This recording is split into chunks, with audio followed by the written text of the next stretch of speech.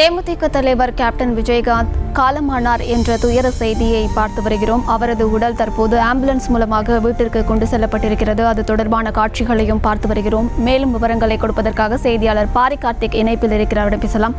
பாரி கார்த்திக், தற்போது இந்த துயர செய்தியால் தொண்டர்கள் ஆம்புலன்ஸை சூழ்ந்து கொண்டு கதறக்கூடிய அந்த காட்சிகளையும் நம்மால் பார்க்க முடிகிறது. விவரங்கள். வணக்கம்.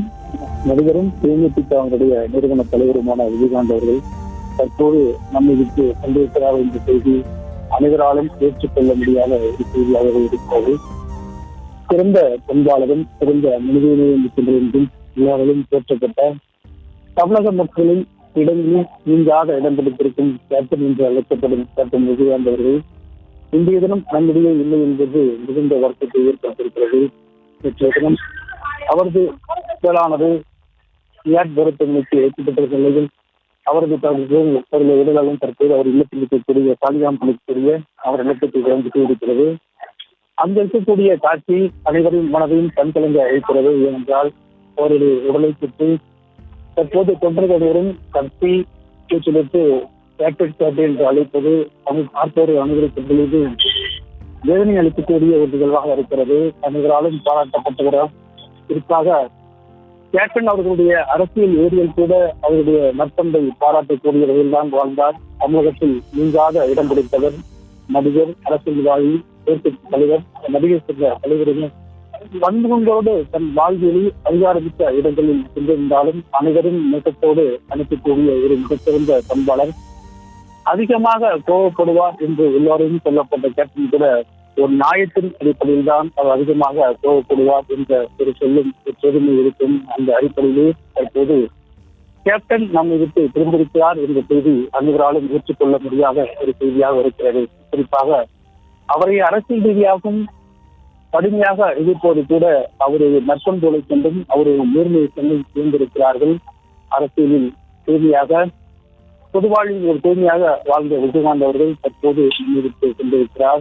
அவரது உடலானது தற்போது சாலிகாம் இருக்கக்கூடிய இல்லத்தில் வைக்கப்பட்டு இங்கிருந்து நேரடியாக தனது திருமண மண்டபம் மற்றும் கட்சி அலுவலகம் இருக்கக்கூடிய கோயம்பேட்டுக்கு சென்றிருக்கிறது. வழியடைக்க தொண்டர்களும் பதறி அழக்கூடிய ஒரு காட்சி அனைவர் மனதையும் வேதனைப்படுத்தக்கூடிய ஒரு காட்சியாக இருக்கிறது. சிறந்த பண்பாளரும் தன் வாழ்வில் எத்தனையோ போராட்டங்களை தான் அவர் வெற்றி பெற்றிருக்கிறார். குறிப்பாக எளிதாக அவர் அரசியலுக்குள்ளேயோ எளிதாக அவர் திரைப்படத்திலேயோ வந்து சேரவில்லை.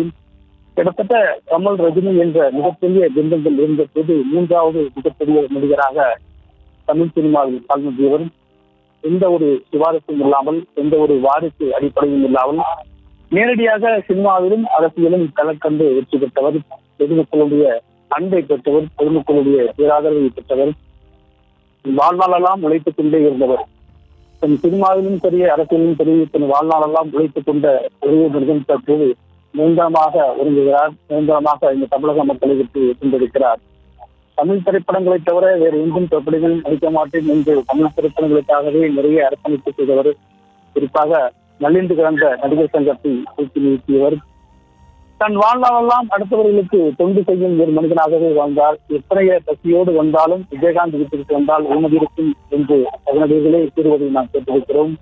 எத்தனையோ பசியும் பட்டினியும் வந்தால் கூட திரைப்படத்தில் வாய்ப்பு தேடி எழுந்தவரை கூட சாலிகிராம் இருக்கக்கூடிய அவரது இல்லமும் அதே போல கோயம்பேட்டில் இருக்கக்கூடிய அவரது அலுவலகம் எப்போதுமே அடுத்து இருந்து கொண்டே இருக்கும், இல்லாதவர்களுக்கு கொடுப்பதற்காகவே. அதனால்தான் தன் கட்சியில் கூட இயன்றதை செய்வோம் இல்லாதவருக்கு என்ற ஒரு முழக்கத்தோடு தான் தன் கட்சியை தோன்றினார். தன் வாழ்நாளெல்லாம் இயன்றதை இல்லாதவர்களுக்கு செய்த மிகப்பெரிய மாமனிதன். தனது அனைத்து களங்களிலுமே போராடி வெற்றி கொண்டவர். திரைப்படம், அரசியல் என அனைத்து களங்களிலுமே போராடி வெற்றி கொண்டவர். இந்த 2 வருடங்களாகவே அவர் உடல்நிலை குறைவின் காரணமாக தொடர்ச்சியாக இல்லத்திலிருந்து சிகிச்சை பெற்று வந்தார். அதே போல மாதம் ஒருவரை மருத்துவமனைக்கு சிகிச்சை பெற்று வந்த விஜயகாந்த் அவர்கள் ஏதோ உடல்நிலை குறைவு இல்லாமல் கூட நம்மிடையே இருக்கிறார் என்ற ஒரு நம்பிக்கையில் தான் அந்த தொண்டர்கள் இருந்து வந்தார்கள். அவர் உடல்நிலை குறைவால் இருந்த போதும், அவரால் பேச முடியாத போதும், எழுந்து வந்து அரசியலில் ஈடுபட முடியாத போதும் அவர் தற்போது உயிரோடு தான் இருக்கிறார் என்ற அந்த திருப்தியாவது தொண்டர்கள் இருந்து வந்த நிலையில் அதுவும் இல்லாமல் தற்போது தனது பயணத்தை முடித்துக் கொண்டு சென்றிருக்கிறார்.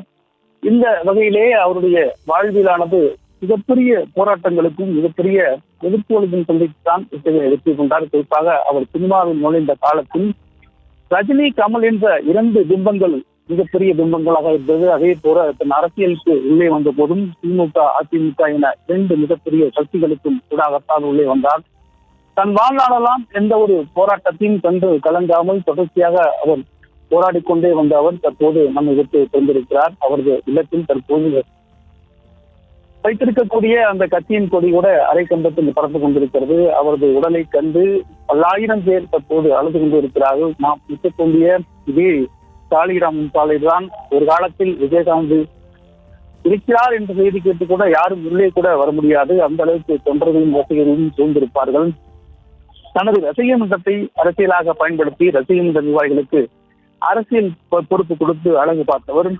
தான் அரசியலுக்கு வருகிறேன் என்று நேரடியாகவே சொன்னார். திரைப்படங்கள் வாயிலாக இல்லாமல் நேரடியாகவே அரசியலுக்கு வருகிறேன் என்று ஊழலற்ற ஆட்சியும் இயன்றதை செய்வோம் இல்லாதவருக்கு என்ற முழக்கங்களுடன் அரசியலுக்கு வந்தவர். தன் வாழ்நாளெல்லாம் போராடி வெற்றி கண்டவர். திரைப்படத்துறையில் விஜய் என்று அன்போடு அழைக்கப்பட்டவர். அனைத்து சக நடிகர்களும் விஜய் என்று அன்போடு அழைக்கப்பட்டவர். நிறைய புதிய இயக்குநர்களுக்கு வாய்ப்பு கொடுத்தார். பொதுவாக புதிய இயக்குநர்களுக்கு பெரிய நடிகர்கள் வாய்ப்பு கொடுக்காத காலகட்டங்களில் கூட நிறைய புதிய இயக்குநர்களை உருவாக்கினார்.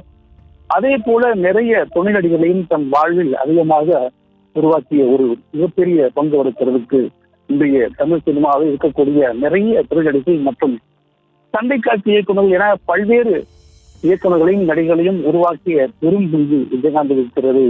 தன்னுடைய நற்பண்புகளால் விளங்கப்பட்டவர்.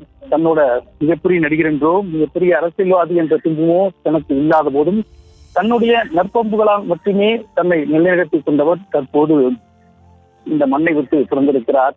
அதாவது யாருக்காவது ஒருவருக்கு சின்ன உதவி என்றாலும் உடனடியாக ஓடி வந்து செய்யக்கூடியவர். விஜயகாந்திடம் இருக்க ஒரு நல்ல பண்பை நாங்கள் எல்லாம் நேரில் பார்த்த வாசில் பேசுகிறோம்.